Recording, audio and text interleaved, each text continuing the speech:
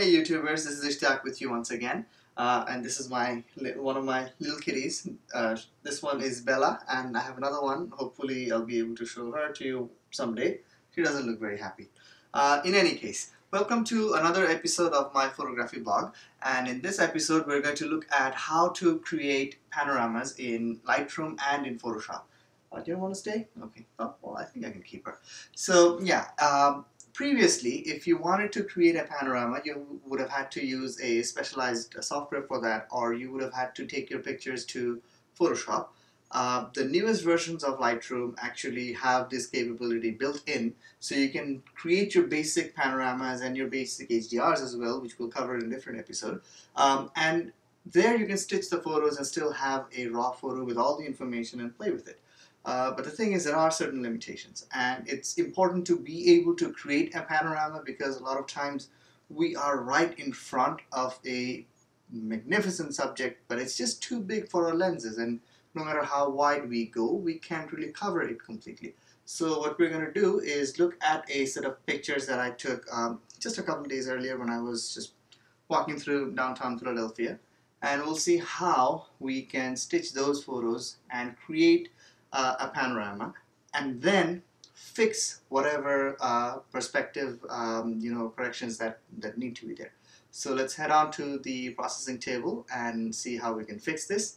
And I'll let little Bella go now from this little unpleasant episode that she just had. Alright, So let's look at a few photos here in Lightroom to see how we can create a panorama out of these. So the photos I have for you are, this is the first one, the second, the third, the fourth, the fifth. So you see here that I tried to capture a number of photos around a building. I was standing right in front of it in just, in the pavement here, and I was trying to capture as much of it as possible given where I am, and even at 24 millimeters I wasn't wide enough to capture the entire photo. So that's where I was. That's how it all started, and that was the whole point. If you're in front of something and you can't really go far, I could of course go across the street and take a photo, but if you have to, what do you do and how do you create your panorama? So that's the target here. And those of you who are from Philadelphia will know which building it is, but for those who don't know, this is a famous building. It's the Union League Club building. It's right in front of the Philadelphia City Hall. So if you keep walking along here, just one block later, you'll see the huge Philadelphia City Hall building. So onto the processing. Let's do some very basic things because processing is not the focus of this episode. We covered that previously. We don't need to do anything much for exposure, but let's just bring down the highlights and open some shadows in case we need some information from there. Pressing down Alt, moving the black and white sliders just a little bit, adding a pinch of clarity and vibrance to go. There are definitely other things we can do. If you want, maybe you can add some tone curve adjustments here. HSL, not going to play with this for now. For lens corrections, I advise you to as well. Always have the profile corrections enabled and the chromatic aberrations enabled. And well, in the details, I have some sharpening applied here by default anytime I'm importing something. Let's push that just a little bit. So there we have that. We can of course press Alt and move this slider so that a mask is applied, and we are only sharpening the edges so the photo doesn't look, so that we're not sharpening any high frequency elements around here. So that's just a basic to get started with. It's just a basic workflow. Alright, so I wasn't actually in the first photo, but in any case, what you do now is press Command A, and come to sync and sync. So all the photos that I had here are going to be synchronized so that they have the same settings as the first photo that I had. So and anytime you go through these photos, you'll see that they have the exact same setting. And now comes the part where we create a panorama, and that previously used to be a more tedious process, because what you had to do was select everything, right click, edit in, and then do merge to panorama in Photoshop. But in the latest version of Lightroom, this is very much easier. All you have to do is come to photo merge, panorama, and that's it. So this creates a panorama inside, and of course let's have this selected first, so that you know Lightroom is going to create a panorama inside Lightroom. And the beauty of this, or the great benefit of this, is that this will also be a raw file. So any kind of processing that you could do in a raw file, you'll be able to do in this file as well. And any adjustments that you made, any sliders, anything that you did here will be reflected in the new file. And it'll also carry over any kind of color label that you may have had, any kind of star rating that you may have had. So it's very useful. It's almost a natural extension of what you have been working on, just that you'll end up with a much bigger file. So here you see the final photo. The good thing is it has actually covered the entire building, something that would have been very difficult for me to capture unless I used, say, a fisheye lens, which I don't own. So that's one option, one projection. And when it comes to projections, there are many different kinds of projections, but in this version of Lightroom you have 3. And in most cases that you can get along with 3, or you can get started with 3 and fix the rest later on. And we'll look into that very quickly. But for now, let's just look at how each projection changes. So here's the spherical projection. Let's see how cylindrical works. And of course I had the auto crop checked. Let me uncheck that one so you can see a little bit better. Give it a second and it'll come up. And alright, so this is the cylindrical projection. And finally we're going to click on, so there you see from the cylindrical, and you can tell from these curvy lines how it's stitching the photos. And of course if we go to spherical, we'll see that too. Well, let's try perspective projection as well, because what we're trying to do here is we're trying to make sure that the building is not so rounded like it is here. We don't want the straight lines to be curvy. It just doesn't look good, especially when you're working with architecture. It's one of those cardinal flaws. Your lines need to be straight. And in this case, in this particular case, given where I was standing right in front, the perspective projection works somewhat better than others. So instead of those other two, let's just pick this one and click merge, and you'll see here that a panorama is being created. And once that's done, we will see, as I just told you, all these changes that we made and then synchronized within the files. They will be shown in the final file as well. And then what we're going to look at is, if we are not happy with what we have, are we limited in any way? And the answer obviously is no, because there are things you can do. Of course, one route is you can get hold of third-party plugins, and there are software and plugins. One that comes to mind is AutoPano, and there are others as well that people have been using for a long time. You can always export your photos to those programs, so you can just export these as TIFF files and then import those in the other plugin software and work from there.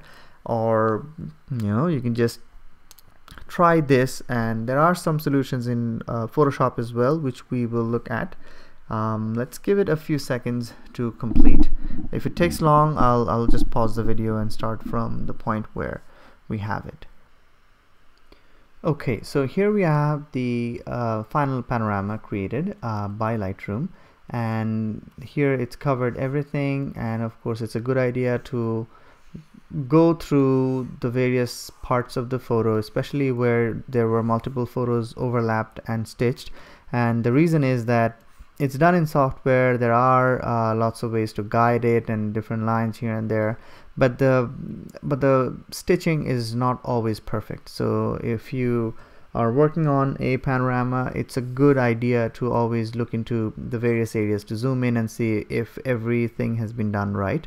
And of course you'll see that this is a huge file, 7600 by 9000 pixels. So it's a huge file, and this is actually one of the reasons to take panoramas, because if you want a high resolution photo, and in case of architecture, if you want to zoom in and make sure that there are not any kind of perspective distortions, you can keep on taking photos little by little, and there will be tens of photos, and you can come back and stitch them in software in post-processing. It'll take time. You'll have to have a lot of memory to do that, but you can do it. That's the whole idea, to show what can be done.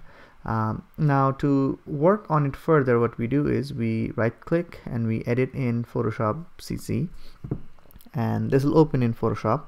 That once again will take a little time.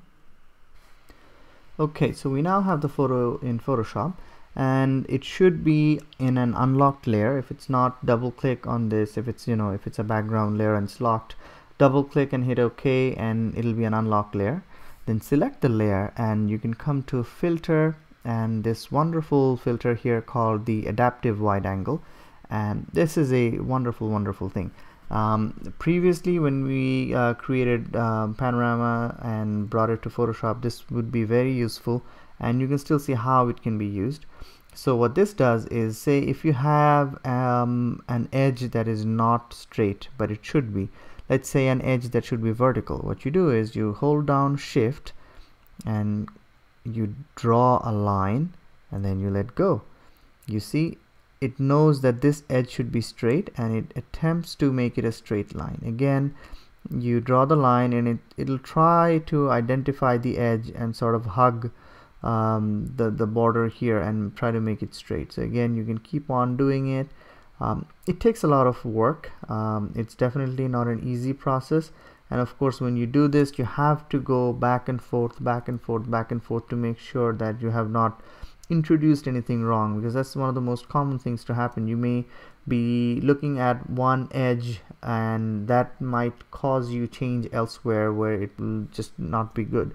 Let's see, for example, let's make a line here, and you see it's identifying the curve and trying to make it straight, as you see it just did over there.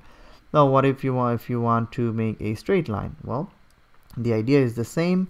You hold down Shift and draw a line, and you'll see this is a curved line because it identified that this photo is a little curvy. So there we go. That curve is pushed in to make it a straight line. Again, you can try and do that and on top as well. It'll push it down a little bit. So that's how, let me delete that last one. So that's how you can fix things here once you come. Of course, I was shooting from a corner, so it's not a full frontal projection. It wouldn't work well. So I'm not gonna save this here. I just wanted to show you how to do it, because you could have had a different projection, then come here and worked on it this way. There's another thing that you can do, and of course these are things not necessarily that you have to do either one of these or the other. You can always mix and match, and that's often the best way to go. So what we do here is we're pressing Command T or Control T in Windows, or you can come to edit and edit and click on free transform. But then what we do is we click on warp, and what this does is it allows us to kind of play with the photo by hand. You see, I can move each of these points, or I can even move inside here to make any kind of change that I want. I can warp the photo, literally speaking. So anything I want to do here I can do, and it's something that you work by hand as an artist. So that's something we can do here to make any kind of changes we want, and then click on the check mark or press enter to accept. Again, I'm not making this change permanent either, but you get the idea. You can come here and you can make any changes you want to finalize, and then when you close and you save, yeah, sure, let's save. The idea is that if you do this, once the saving is done, you will be able to see a copy of that in Lightroom. So that change, whatever is done here, will be reflected in Lightroom, and there we go, it created a different file with the changes. So that's how you work between Photoshop and Lightroom, or just in Lightroom if you have a photo where it's not too big of a deal to adjust after the panorama has been created.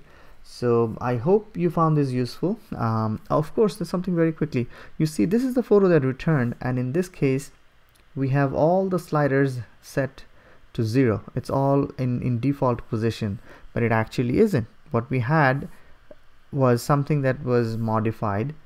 So these are the settings that you see here, and that's reflected in the raw file inside the panorama raw file inside Lightroom. So that's a good thing, and that's the benefit over having something that returns from Photoshop with no information at all.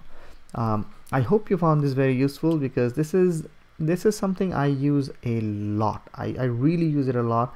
You know, anytime I'm in front of something and I can't really go far, and in the city I have to do that a lot, because if I stepped back, I'd either be in the middle of the street, or I will have a lot of traffic in front, or it's just not possible in many cases. And to overcome those limitations, I use this a lot.